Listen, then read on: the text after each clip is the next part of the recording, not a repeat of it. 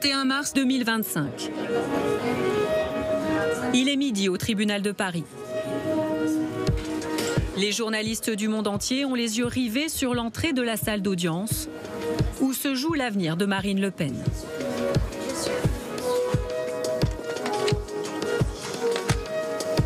Sans attendre la fin de son jugement, la chef de file du Rassemblement national quitte les lieux.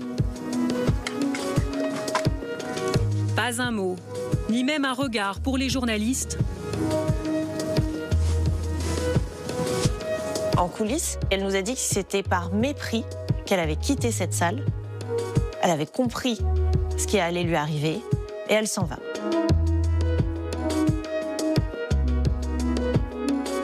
Pour une femme politique comme elle, l'émotion là qui a pris le dessus, elle ne voulait pas à ce point-là l'exposer aux yeux du monde. Mais pour elle, la ligne d'horizon, c'était l'Élysée. Et là, la voilà devant un mur. Cette décision de justice signe-t-elle la fin d'une saga qui a rythmé 50 ans de vie politique française, celle de la famille Le Pen? La politique, pour moi, est la raison de tous mes malheurs.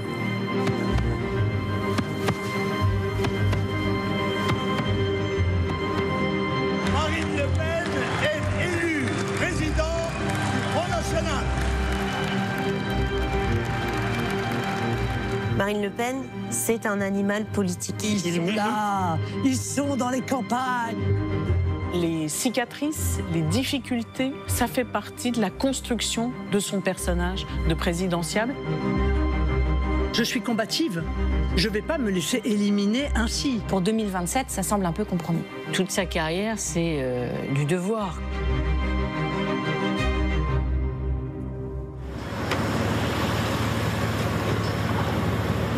Pendant que Marine Le Pen s'éloigne du tribunal, la justice la condamne à 4 ans de prison, dont 2 fermes et 300 000 € d'amende. Une peine assortie de 5 ans d'inéligibilité avec exécution provisoire. Un coup de massue pour celle qui aspire à devenir présidente de la République. Les juges estiment, au regard de ce qui s'est dit pendant le procès, de ce qu'ils ont dans le dossier comme élément de preuve, que Marine Le Pen est coupable de détournement de fonds publics. Depuis la loi Sapin 2, la loi de 2016, il y a cette loi qui dit qu'il y a une peine complémentaire qui est obligatoire avec le détournement de fonds publics, c'est cette peine d'inéligibilité. Elle peut faire appel sur le volet peine de prison aménageable, elle peut faire appel sur l'amende de 300 000 €, mais elle ne peut pas faire appel de la peine d'inéligibilité. C'est ça que veut dire l'exécution provisoire, c'est que ça s'applique tout de suite. Une réaction avec Marine Le Pen, une réaction après votre décision correctement et vous me laissez passer. Ce coup de tonnerre, ni Marine Le Pen ni ses plus proches lieutenants ne semblaient l'envisager. Monsieur Barnier. Une réaction à la condamnation de Marine Le Pen. Comment vous réagissez? Elle ne s'attendait pas à une exécution provisoire. Elle ne pensait pas, elle nous l'a dit la veille encore, que les juges allaient aller jusque-là. Elle ne pensait pas que c'était possible au nom de ce qu'elle a pu dire ensuite, de la démocratie, de la liberté de choix des électeurs pour la prochaine présidentielle. Et donc, en réalité, elle n'avait pas réellement préparé cette hypothèse parce qu'elle ne s'y attendait pas du tout. L'ouverture aujourd'hui du procès de Marine Le Pen et de 24 autres membres du Rassemblement national. Pourtant, l'affaire remonte aux années 2010. À l'époque, Marine Le Pen et 8 autres figures du Front National siègent au Parlement européen. Tous sont accusés d'avoir fait travailler leurs assistants parlementaires pour le compte du parti, ce qui, pour la justice, constitue un détournement de fonds publics. Il y a un certain nombre de pièces d'échange, de mails, qui, à mon sens, montrent l'existence d'une organisation qui avait pour objectif de capter les fonds du Parlement européen. Le procès a lieu à l'automne 2024, devant le tribunal correctionnel à Paris. 2 mois d'audience auxquels Marine Le Pen s'astreint à assister, convaincue de pouvoir démontrer son innocence. Marine Le Pen, elle a été présente à ces audiences aussi souvent que possible. C'était son souhait, parce que notamment, elle a une formation d'avocate et en fait, elle estimait que la meilleure personne pour se défendre, c'était tout simplement elle-même. C'était la chronique d'un désastre annoncé. Quand Marine Le Pen arrive, elle est sûre d'elle, elle sait que ses arguments vont porter, qu'il s'agit elle appelle ça maintenant un désaccord administratif, mais elle disait à l'époque que c'était un désaccord sur la politique et la manière dont on devait faire de la politique entre le Parlement européen et le parti à Paris ou ailleurs. Mais on s'est aperçu que cette stratégie de défense n'était pas la bonne. Tous les observateurs judiciaires, les avocats à qui on a pu parler, les magistrats nous disaient « elle va se planter, ce n'est pas la bonne stratégie ». Désormais condamnée, Marine Le Pen doit réagir. Mais en attendant, d'autres le font à sa place. À l'étranger, le Kremlin, par la voix de son porte-parole, parle de violation des normes démocratiques. Même Donald Trump se fend d'un commentaire. C'est très grave, j'en sais quelque chose. Beaucoup de gens pensaient qu'elle n'allait pas être condamnée. Elle a l'interdiction de se présenter à une élection pendant 5 ans alors qu'elle est la principale candidate. Ça ressemble à ce qui se passe ici. C'est assez embarrassant pour Marine Le Pen, qui a mis beaucoup d'efforts à essayer de se distancier de ces autocrates. L'onde de choc se répand aussi sur la scène politique nationale, où la fracture entre le pouvoir judiciaire et le pouvoir politique semble traverser les blocs. De l'extrême gauche, Jean-Luc Mélenchon, le seul à l'intérieur de la France insoumise, jusqu'à la droite, Laurent Wauquiez, et l'extrême droite évidemment, on a eu une espèce de mouvement de défense, de solidarité sur le thème « le peuple est souverain ». Il n'est pas sain que dans une démocratie, une élue soit interdite de se présenter à une élection. Que les débats politiques, ils doivent être tranchés dans les urnes. Marine Le Pen va réagir à son tour. Et pour sa première intervention depuis sa condamnation, elle accepte le jour même une interview au journal de 20h de TF1. Face à Gilles Boulot, la patronne des députés RN ne cache pas sa colère. Elle est excédée, elle a le visage vraiment fermé, dur, comme dans les plus mauvaises passes qu'elle a pu traverser, et il y en a eu dans son parcours politique. Cette condamnation ne signifie aucunement à vos yeux votre retrait de la vie politique. Mais en aucune manière, en aucune façon. Je veux dire, encore une fois, ce sont les électeurs qui, dans une démocratie, décident. Et moi, je viens leur dire ce soir, ne vous inquiétez pas, je ne suis pas démoralisé, je suis comme vous, scandalisé, je suis comme vous, indigné, mais cette indignation, ce sentiment d'injustice est un moteur peut-être supplémentaire au combat que je mène pour eux. Marine Le Pen ne veut pas renoncer. Elle décide de faire appel de la décision de justice et va rapidement mettre en place sa riposte. Sa stratégie est claire. Elle s'en prend à ce qu'elle appelle le système.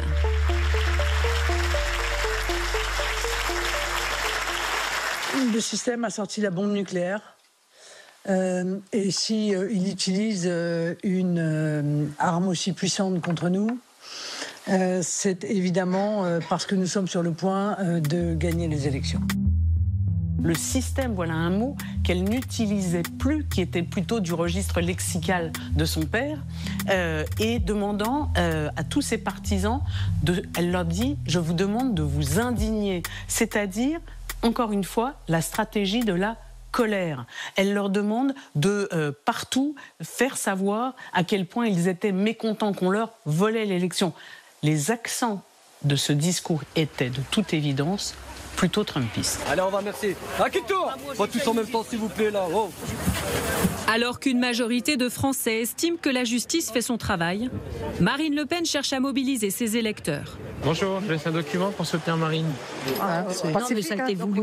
Ah bah bien sûr. Ah bah bien sûr. Ah bah bien sûr. Un coup d'État. De toute façon, cette juge, elle l'avait déjà prévenue avant. Oui, donc, bon. Après, une fois que tu as vu ça, bah, tu as compris. Si elle était dans des sondages, ça serait tout. Mais non. De toute façon, moi je dis, les juges, ils ont été achetés. Ouais. L'avenir politique de Marine Le Pen est suspendu à son procès en appel, qui pourrait se tenir dès 2026. En réalité, la pression qu'a mis Marine Le Pen sur un appel a fonctionné, puisqu'il a fallu seulement que 24 heures pour avoir une date putative. La justice a fait en sorte qu'on ne puisse pas jeter l'opprobre sur elle en disant qu'on l'empêchait de se présenter. Le problème, c'est la question des délais.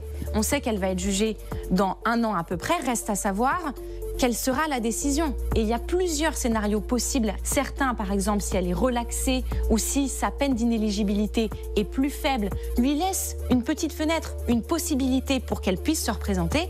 Mais si les juges, en 2e instance, décident de maintenir cette peine d'inéligibilité de 5 ans avec exécution provisoire, pour 2027, ça semble un peu compromis.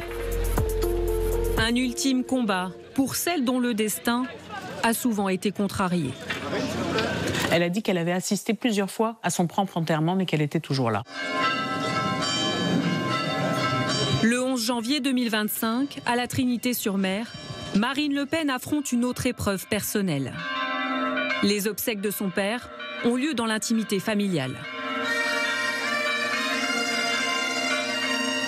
Un dernier adieu au son des binious et une page qui se tourne pour l'extrême droite française. Derrière le corbillard, les 3 filles Le Pen et la petite fille, réunies par le deuil, au-delà de leur brouille passée.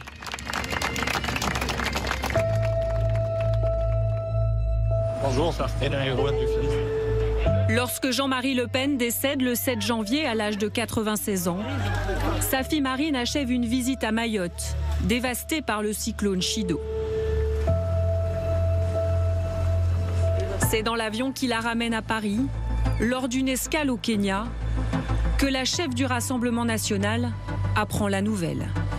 Moi, je suis au bout de la rangée de Marine Le Pen et je vois son attaché presse aller vers elle, lui montrer quelque chose, et Marine Le Pen qui va vers la cabine du pilote pour s'isoler.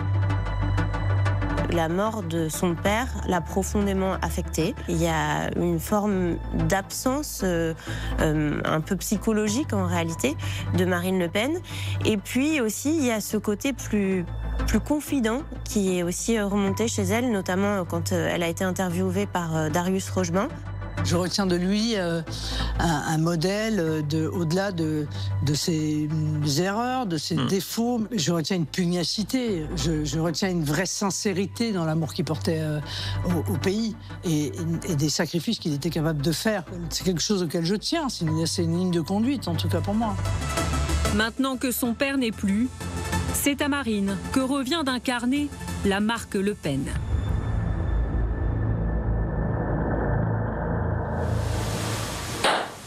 Le 21 avril, sur les images d'archives. En 2019, le père et la fille s'étaient longuement confiés devant les caméras de LCI, sur les écrans de télévision. Revenant sur leur relation, leur séparation, leur histoire commune. Nous nous dirigeons vers une énorme surprise. Le nom des 2 qualifiés pour le second tour, ce seront Jacques Chirac et Jean-Marie Le Pen. Pour Marine Le Pen, tout commence par un séisme. Le 21 avril 2002, Jean-Marie Le Pen est au second tour de l'élection présidentielle et le rêve est à portée de main. Ce soir-là, au QG du FN, les militants exultent. Marine Le Pen, elle, est en larmes. J'ai pleuré, j'étais envahi, submergé en quelque sorte par l'émotion. Quand vous donnez votre vie à la politique, évidemment, ce résultat-là vous touche, bien sûr. Je remercie du fond du cœur les millions d'électeurs qui ont porté leur suffrage sur ma candidature, la seule. L'euphorie sera de courte durée. Au second tour, 15 jours plus tard, Jean-Marie Le Pen, sans surprise, est battu. Une défaite et un baptême du feu politique pour Marine Le Pen. On leur a fait peur. On leur a dit que si Jean-Marie Le Pen était élu, les rivières s'arrêteraient de couler, le soleil ne se lèverait plus, ce serait le début de l'ère glaciaire. le soir du deuxième tour de la présidentielle, il manquait d'orateurs pour aller sur les plateaux. Et donc le responsable du service média du Front National a demandé à Marine d'être présente sur un plateau de télévision. Je croise Alain Vigé dans un couloir qui me dit « Ton père veut que tu ailles sur le plateau de France 2 ». Je lui réponds du tac au tac, il n'en est pas question. J'ai fini par y aller, mais alors vraiment à contre-cœur. Alors Marine Le Pen, Pierre Bénier... Excusez-moi, mais enfin, on a dit dans cette émission qu'on faisait pas de langue de bois. Alors excusez-moi, mais alors moi, depuis le début de l'émission, je suis horrifié. Elle avait un ton un peu comme ça, gueulard. Elle avait un physique plus de camionneur que de danseuse étoile. Et Jean-Marie Le Pen, c'est un peu une Jean-Marie Le Pen en fille. Et c'est vrai que de caractère, je lui ressemble. J'ai cette facilité oratoire qui peut-être provient d'ailleurs de lui. Il souffre beaucoup, M. Mélenchon notamment, hein, des critiques qui sont faites aux politiques. Et pourtant, qu'est-ce que vous les méritez? Parce que... Mais oui, bien sûr, votre parti... Mais qui allait celle-là? Moi, je suis pas fasciné par le pouvoir.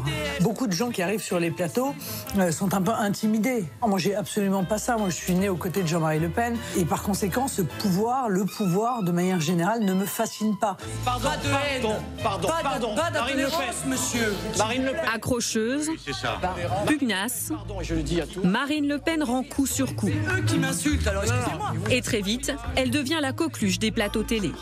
Pour vos confrères journalistes, elle avait l'avantage de porter le nom de Le Pen sans être le diable de la République comme l'était Jean-Marie Le Pen. Je le dis à vous comme aux autres, un peu de calme, tranquillement, nous avons du temps. Non, mais... Tout comme son père 20 ans plus tôt, elle a conscience du pouvoir de l'image. Et sa confiance en elle vient de loin. Dès son adolescence, elle est aux premières loges, comme ici, dans le public de l'heure de vérité, l'émission qui va lancer son père.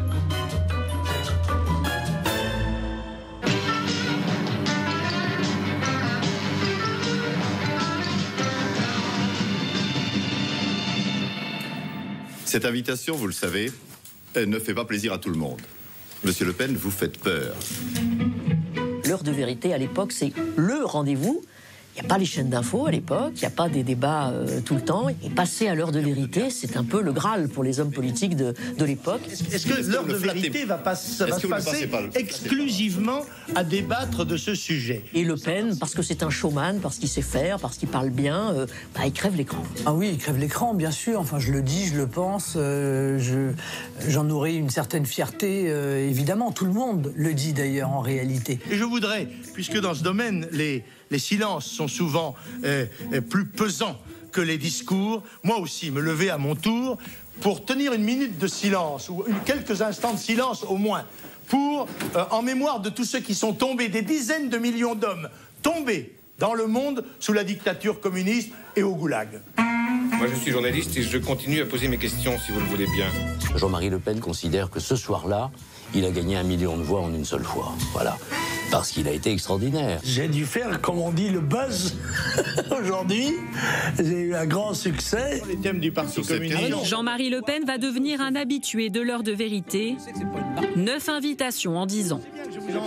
À chaque fois un carton d'audience. Et dans le public, les 3 filles Le Pen.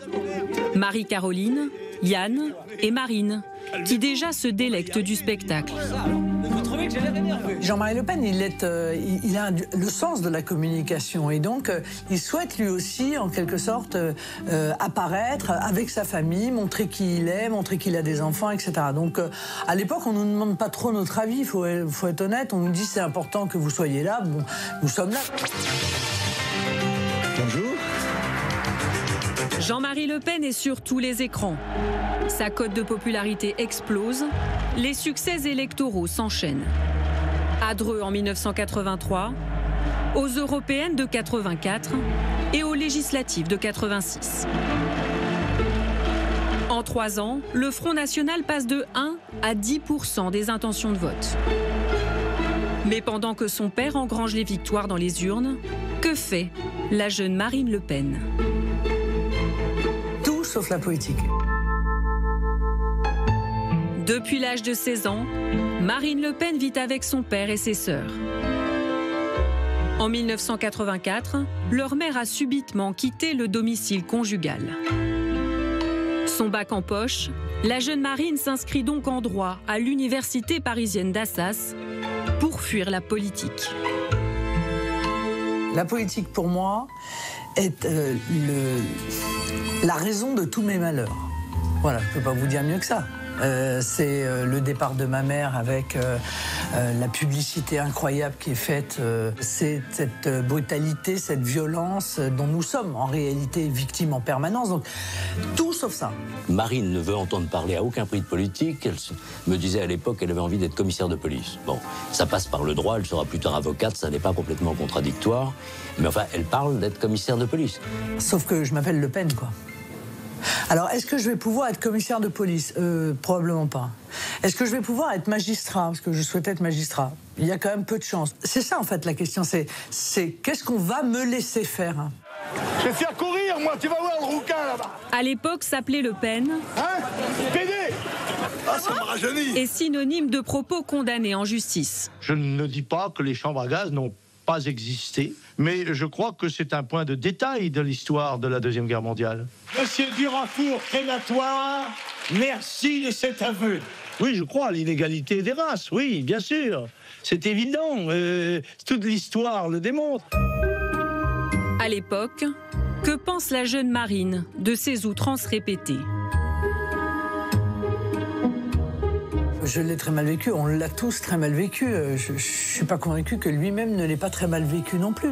J'exprime le fond de ma pensée, j'exprime les sentiments que je ressens, alors quelquefois peut-être de manière maladroite, je ne sais pas. Au début des années 90, c'est décidé. Marine Le Pen sera avocate. Elle a la réputation d'être combative, mais là encore, son nom fait fuir les clients. Le nombre de gens qui sont venus me voir en me disant mais je souhaiterais te prendre, je t'ai entendu plaider, j'apprécie énormément ton travail, je sais que tu es rigoureuse et sérieuse, mais tu comprends bien que si je prends Marine Le Pen comme avocate, alors à ce moment-là, je vais être immédiatement cataloguée et que je ne veux pas prendre le moindre risque pour mon affaire. J'en ai vu des dizaines et des dizaines et des dizaines. Voilà. Ce handicap, Marine Le Pen se résout à en faire une carte de visite. Et en janvier 1998, elle met ses compétences d'avocate au service du Front National. Elle est venue à la politique d'une certaine manière par facilité, puisque après des expériences comme avocate, des expériences difficiles, son père lui a proposé de diriger le service juridique du Front National. Alors j'ai tenté d'échapper à la politique en devenant avocat, je l'ai été pendant 6 ans, et puis en réalité, au fur et à mesure, je m'apercevais que je faisais de plus en plus de politique et de moins en moins de droit. Bon. Et donc j'ai cédé à mes démons intérieurs en acceptant de prendre une part dans ce combat politique.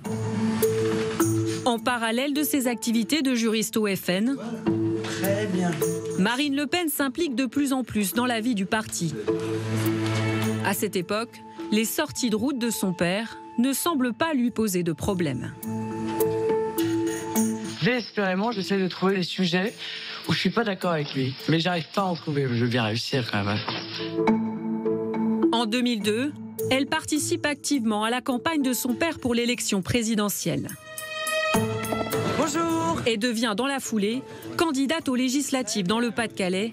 En politique, sa première bataille personnelle.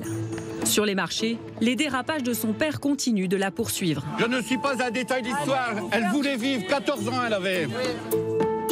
À cette époque, Marine Le Pen est encore avant tout la fille du chef. Ce qui n'est pas pour déplaire à Jean-Marie Le Pen. Les gens disent ça, c'est le clone de Jean-Marie, c'est le fils qui n'a pas eu... Non, c'est vrai que je n'ai pas eu de fils, je n'ai eu que des filles. Mais je suis heureux qu'il y ait, parmi mes filles, une d'entre elles qui se consacre vraiment de tout cœur à la politique. D'autant qu'à l'époque, elle joue à la perfection son rôle de jeune fille bien sage. C'est vrai que j'aime beaucoup demander son avis à mon père qui a toujours une vision très juste et très moderne des choses. Voilà, son avis est important. Et quand on lui parle de reprendre le flambeau, elle se garde bien de transgresser le tabou. Moi, la succession de mon père, pour l'instant, ne m'intéresse pas. Ne parlez pas trop de succession. Hein, c'est bien ce que je dis. La succession n'est pas ouverte. C'est bien ce que j'ai dit. Ça m'a même pas traversé l'esprit. Mais ça ne m'a même pas traversé l'esprit. Franchement, c'est un truc, au contraire, quelle horreur. Moins de 10 ans plus tard, pourtant, Marine Le Pen sera candidate à la présidence de la République. La jeune fille modèle va faire place à la femme politique, pleine d'ambition.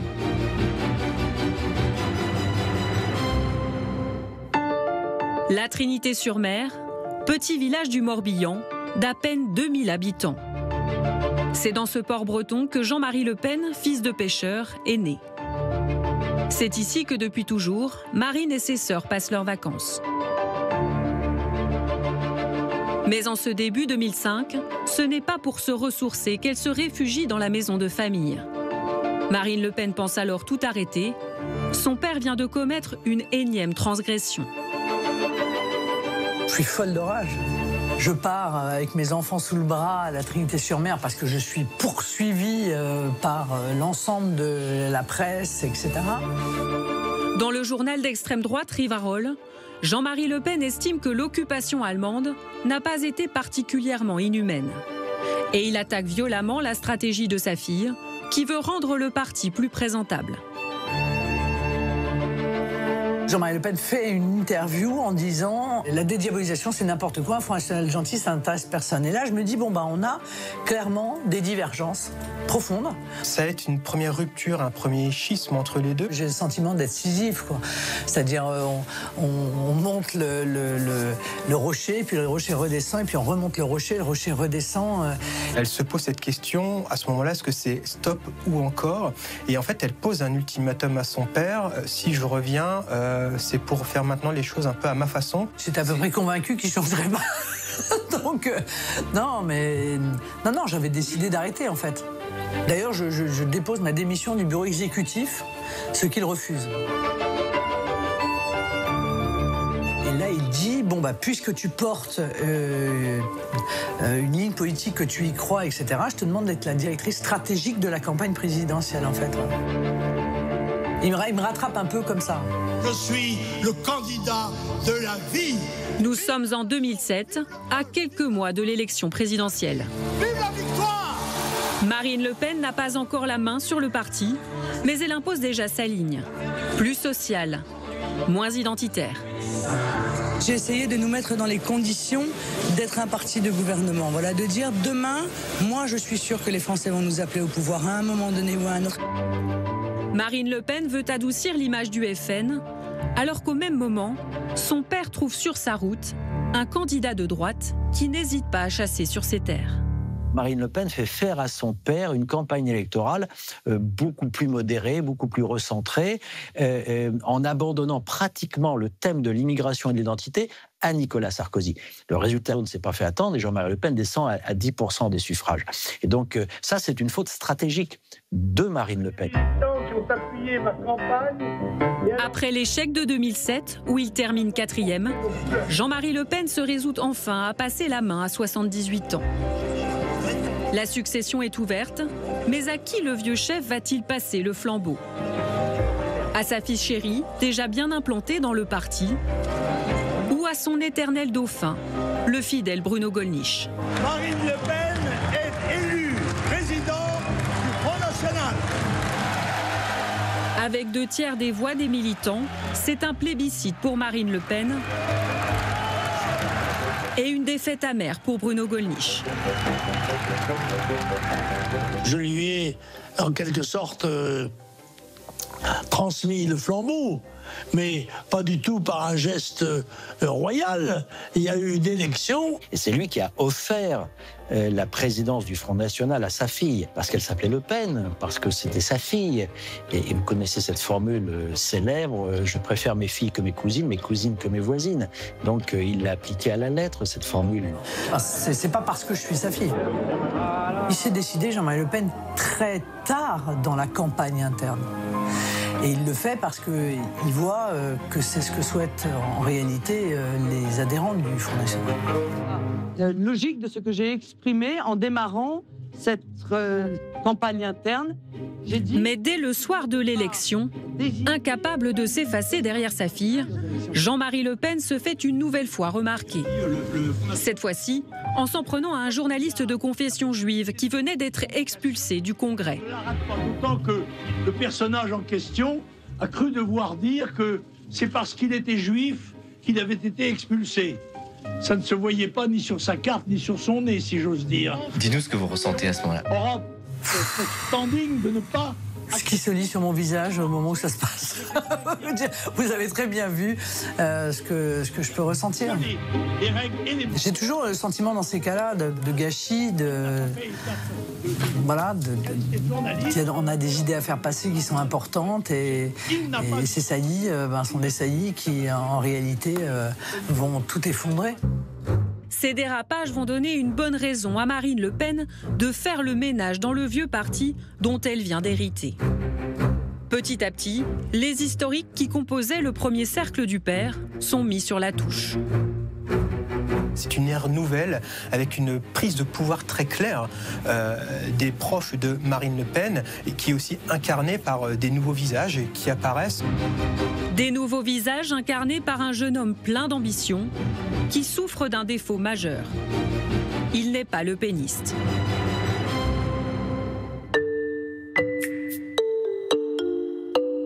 La scène se joue dans un café du 16e arrondissement de Paris, le 13 mai 2009.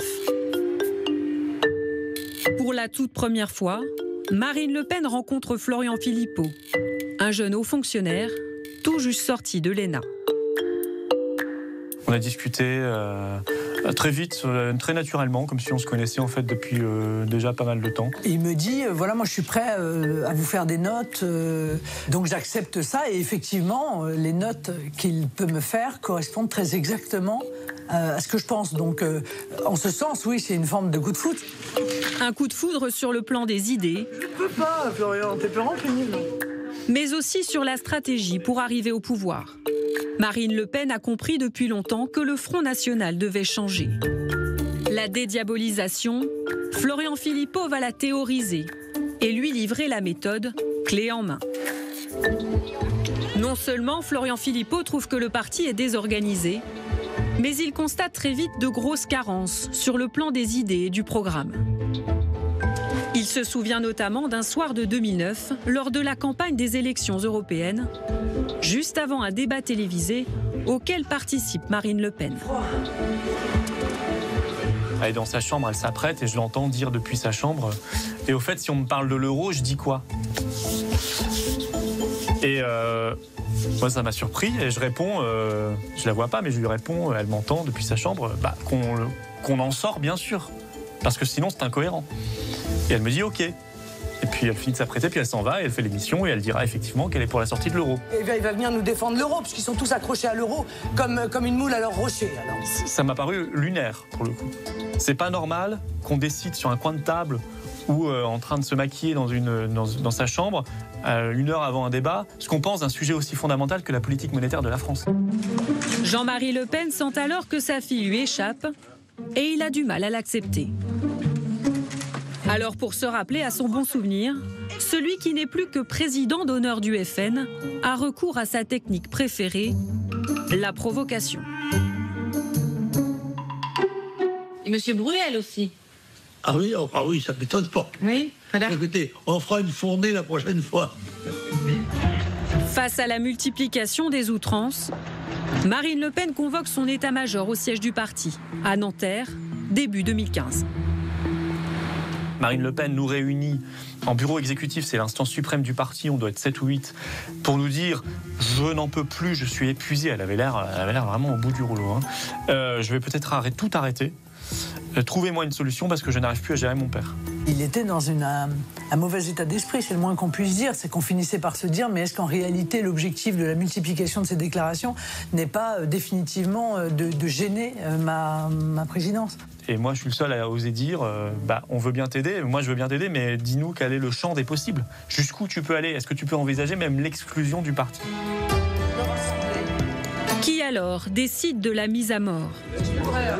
C'était une décision extrêmement difficile à prendre, mais objectivement, je l'ai prise et je l'ai prise en mon fort intérieur et c'est moi qui l'ai prise.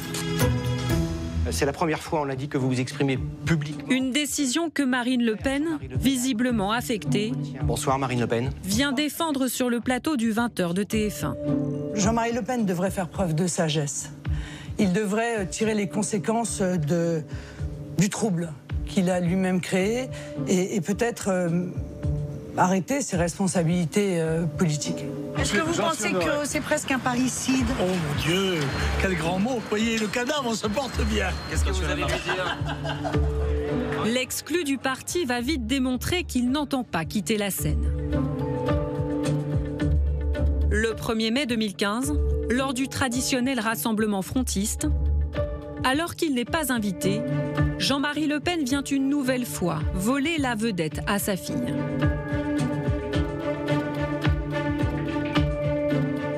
Je ne l'avais même pas vue et je pensais qu'elle serait là une demi-heure plus tard. Et elle est venue plus tôt justement parce que la foule attendait sous la pluie et qu'il fallait lui parler. Là... Je suis triste. Voilà, je suis triste parce que jusqu'au dernier moment, je me dis il va pas le faire. Et puis il le fait. 3 mois plus tard, Jean-Marie Le Pen est finalement exclu du parti qu'il a fondé après un vote du bureau exécutif auquel ni Florian Philippot ni Marine Le Pen n'ont souhaité participer. Ça a été horrible. Horrible. Voilà. Marine Le Pen était vraiment à ce moment-là, je pense, déprimée et en état de choc en fait de ce qu'elle avait fait. Parfois je me disais mais est-ce que tu as fait ça? Est-ce que tu as fait ça? Je veux dire, 45... Il a été 45 ans, il a fondé ce mouvement, il en a été 45 ans le président. Est-ce que tu peux faire ça? Est-ce que tu as fait ça? Tellement ça paraissait, pour moi, si vous voulez, quelque chose d'insensé. Mais on ne pouvait pas faire autrement, c'était ça ou la disparition du mouvement. Nous sommes père et fille, et donc ce que nous pouvons nous faire l'un l'autre, même si c'est justifié à nos yeux, reste incontestablement une souffrance pour le père qu'il est et la fille que je suis. Le 23 avril 2017, 15 ans après son père, Marine Le Pen se qualifie pour le second tour de la présidentielle, avec presque 2 fois plus de voix qu'en 2002.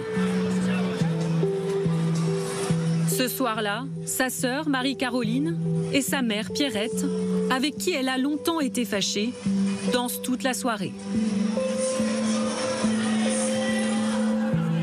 Jean-Marie Le Pen, lui, regarde le triomphe de sa fille à la télévision, loin des siens. De sa maison de Montretout, il lui laisse un message sur son téléphone portable qui reste sans réponse. L'image de la famille fusionnelle de 2002 semble bien loin. 15 jours plus tard, comme son père, Marine Le Pen échoue très largement au second tour.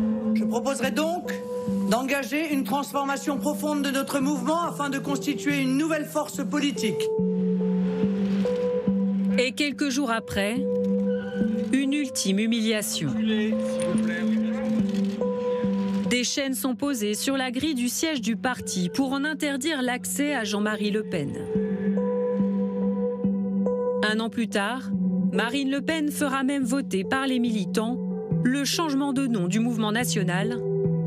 Le Front devient le Rassemblement. Un nouveau nom, le père et sa vieille garde écartés. Marine Le Pen est désormais seule maître à bord. D'autant qu'elle a même réussi à décourager sa rivale, sa propre nièce, Marion Maréchal. Fruit des amours sans lendemain de sa mère Yann et d'un journaliste, Marion est un pur bébé Le Pen, élevé par sa tante, qui l'a vu naître. Bah oui, littéralement, je l'ai vu naître. Je suis à l'hôpital et je vois arriver ce petit bout adorable. Et voilà, et on restera pendant un certain nombre de mois, ma sœur, moi et Marion. Biberonné à la politique par son grand-père, qui ne lui laisse pas vraiment d'autre choix que de s'engager. Je l'ai fait venir et je lui ai dit, Marion, comment veux-tu que nous demandions aux jeunes de s'engager à nos côtés si nos propres proches ne s'engagent pas. Et puis il avait ajouté un peu sur le mode du chantage affectif, si tu n'y vas pas, c'est que tu n'es pas une vraie Le Pen. Élue députée dans le Sud en 2012, quand Marine Le Pen est battue dans le Nord, elle est plus à droite que sa tante sur les sujets dits sociétaux notamment. Marion est une femme de droite, oui, ça c'est sûr. C'est sûr. Aussi bien sur ses valeurs que sur sa conception de l'effort, sur sa conception de la verticalité de la société. Oui, il y a ça, il n'y a pas de souci. C'est une femme de droite. Elle prend ses distances parfois par rapport à la ligne officielle du... Elle est une femme libre. C'est vraiment le sujet. Hein. Elle est une femme libre. Coqueluche des militants, mais au nid de Florian Philippot, Marion Maréchal finit par quitter le parti à l'issue de l'un de ses psychodrames, dont la famille Le Pen a le secret. Ayant juré qu'on ne l'y reprendrait plus, la voilà pourtant qui rallie Éric Zemmour en 2022. Ultime trahison aux yeux d'une Marine Le Pen blessée. La trahison dans la famille des Le Pen, c'est une habitude. Il y a toujours eu autant d'affect que de discussions ou de débats politiques. Hein. Longtemps star des sondages, Éric Zemmour finit à 7%. D'aucuns diront que ces outrances auront bien servi, par contraste, à polisser l'image d'un RN en quête de respectabilité. D'une certaine manière, Éric Zemmour a terriblement aidé Marine Le Pen. Il l'a recentrée. Éric Zemmour va pousser l'outrance tellement loin que Marine Le Pen, qui était jusqu'alors présentée par certains comme le diable, tu vas avoir une image beaucoup plus ronde, beaucoup plus douce et finalement presque, en quelque sorte, modérée. Car en 2022, comme en 2017, Marine Le Pen est candidate à l'élection présidentielle. Vous êtes trop gentil. Hop là.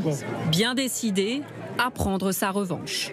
D'abord, elle a une forme de fulgurance, d'intuition, de flair, on appelle ça comme on veut. Elle comprend que cette campagne se fera sur le pouvoir d'achat. Elle entend les gens et elle se dit qu'il n'y a pas d'autre thème possible. Je pense que les mesures que je propose sont les mesures les plus efficaces, les plus performantes, les plus variées pour pouvoir rendre, encore une fois, 150 à 200 € en moyenne à chaque ménage.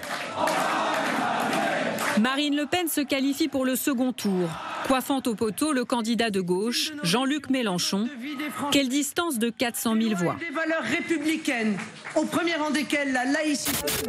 En 2017, Marine Le Pen avait complètement raté son débat d'entre les deux tours. Regardez, ils sont là, ils sont dans les campagnes, dans les villes. Je parlais de votre sont parti. sur les réseaux sociaux. Marine Le Pen, elle est encore hantée par ce débat raté de 2017. Et donc, elle savait qu'en 2022, elle allait être attendue au tournant et qu'elle n'avait pas le droit à l'erreur.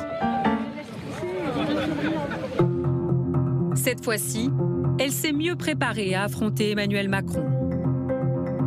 Elle va aller se préparer avec un certain nombre de conseillers dans un lieu qui, à l'époque, était tenu secret. Elle va avoir des sparring partners, c'est-à-dire des partenaires d'entraînement, un peu comme à la boxe, qui vont être chargés de jouer le rôle d'Emmanuel Macron. Est-ce qu'on se prépare de manière particulière quand on affronte le même adversaire 5 ans après?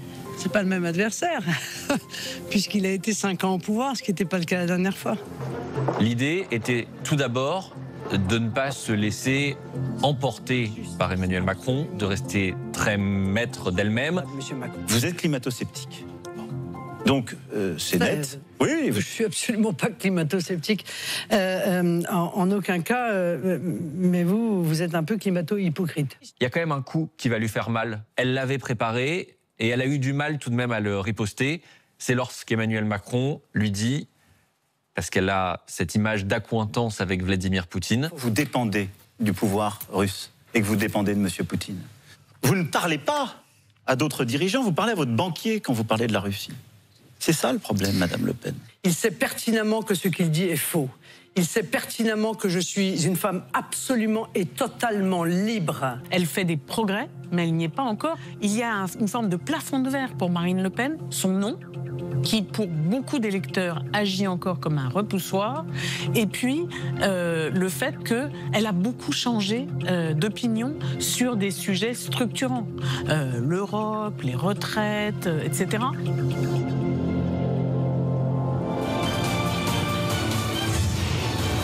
Il est 20h et vous le voyez, Emmanuel Macron est réélu avec 58% des voix. Elle est finalement battue, mais avec plus de 13 millions de suffrages portés sur son nom, elle améliore son score de 2017 de plus de 2,5 millions de voix. Bonjour, je vous ai manqué, hein? Ouais, je savais. 2 mois plus tard, cap sur l'Assemblée.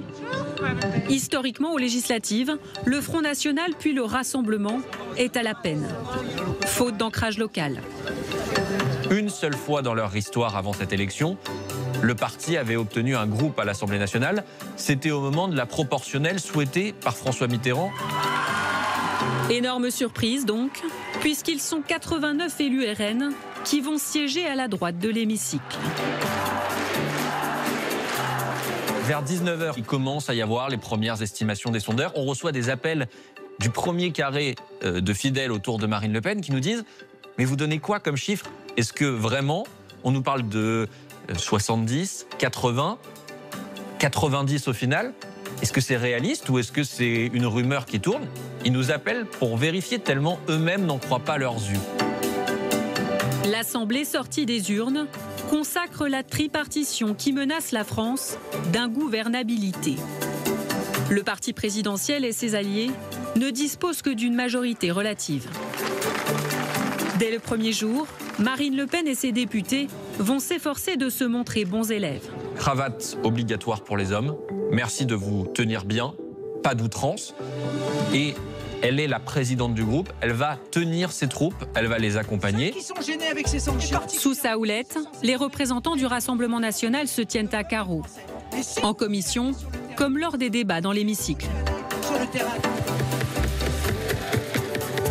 Jouant le contraste avec les vociférations et le style parfois débraillé des troupes mélenchonistes. Je vous remercie, monsieur le député.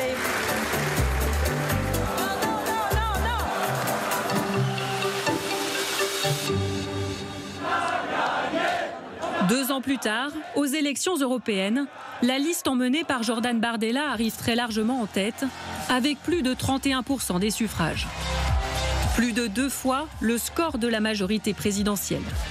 Mais pas le temps de savourer ce succès, le président, sévèrement sanctionné par les Français, choisit de renverser la table.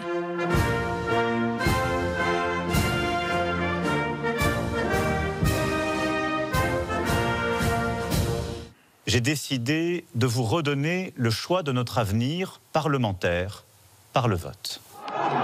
C'est le coup de théâtre de la dissolution. Le Rassemblement national demandait cette dissolution, mais ne s'attendait probablement pas à être exaucé. Marine Le Pen y voit là une opportunité et elle sait qu'elle va pouvoir surfer sur l'incompréhension des Français quant à cette dissolution. Nous sommes prêts à exercer le pouvoir si les Français nous font confiance lors de ces futures élections législatives. Le parti est pris de court, est obligé de s'organiser. D'ailleurs, dès le soir même, il y a une réunion qui se tient au QG du Rassemblement national jusqu'à très tard dans la nuit. Et là, c'est branle-bas de combat. Comment on s'organise ? Jordan Bardella se voit déjà à Matignon. D'autant que les sondages s'accordent à prédire une confortable majorité à son parti. Il y a une forme de confiance qui s'installe au Rassemblement national. Marine Le Pen entre elle-même en campagne. De fait, au soir du premier tour, le RN et ses alliés du camp d'Éric Ciotti comptent déjà 39 députés élus et sont en tête dans 258 circonscriptions supplémentaires. Jordan Bardella devait être Premier ministre après cette dissolution. C'était écrit. Tous les calculs des plus grands experts disaient que Marine Le Pen ne pouvait pas perdre. Et puis, patatras. Nous ne permettrons au RN de l'emporter, et c'est pourquoi, dans l'hypothèse où il serait arrivé en tête, tandis que nous ne serions qu'en 3e position, nous retirerons notre candidature. C'est le retour du Front républicain. Cela passera par le désistement de nos candidats, dont le maintien en 3e position aurait fait élire un député Rassemblement national face à un autre candidat qui défend comme nous les valeurs de la République. Résultat, au soir du second tour, le parti de Marine Le Pen se retrouve bien loin de la majorité absolue. Marine Le Pen, même si elle essaye de faire passer cette défaite pour une victoire, juste après sa défaite, Marine Le Pen intervient en direct sur TF1. Elle ne parle pas de défaite. La marée monte. Elle n'est pas montée assez haut cette fois-ci, mais elle continue à monter. Et par conséquent, notre victoire, en réalité, n'est que différée. Le plafond de verre, il est toujours là. Jordan Bardella lui-même n'est pas prêt. Il n'y a pas les équipes, il n'y a pas le nombre de gens qui pourraient participer au pouvoir. Et je pense que, s'ils ne le diront jamais, ils ont dû se dire ouf, car le gap était très important. Faute de majorité à l'Assemblée, la France est ingouvernable. D'ailleurs, Emmanuel Macron met 2 mois à choisir un Premier ministre. Michel Barnier, vieux routier de la politique, issu des LR. Avec ses 140 députés, Marine Le Pen a le pouvoir de le faire tomber. Le Rassemblement national a beaucoup mis en avant plusieurs lignes rouges, notamment sur le pouvoir d'achat des Français. C'est finalement sur le financement de la sécurité sociale que Marine Le Pen décide d'en finir avec le gouvernement Barnier, en votant avec la gauche une motion de censure. Jusqu'au dernier moment, les conseillers de Marine Le Pen ont discuté avec les conseillers de Michel Barnier pour tenter d'éviter cette censure. Mais Marine Le Pen, n'ayant pas obtenu tout ce qu'elle voulait, à un moment donné, elle décide d'appuyer sur le bouton et elle dit « c'en est fini » de Michel Barnier. La majorité requise étant atteinte, la première motion de censure est adoptée. Il n'y a pas lieu de mettre... Le 2 décembre 2024, exit Michel Barnier. Marine Le Pen n'a jamais été aussi présente au centre du jeu politique. Elle fait défaire les gouvernements, mais face à ces déboires judiciaires, a-t-elle pour autant un avenir ? Si sa peine est infirmée en appel, si elle est plus légère et que ça arrive 1 an avant la présidentielle, elle va avoir une forme de carburant pour se présenter et peut-être gagner. Mais il y a beaucoup d'inconnus, toutes les stratégies sont risquées à ce stade. Est-ce que Marine Le Pen peut être définitivement rayée de la vie politique française? C'est un risque. Le combat de Marine Le Pen, en réalité, il n'est jamais fini. Donc on a l'impression qu'en fait, les Le Pen, de manière générale, ils peuvent être touchés, mais qui ne sont jamais vraiment morts.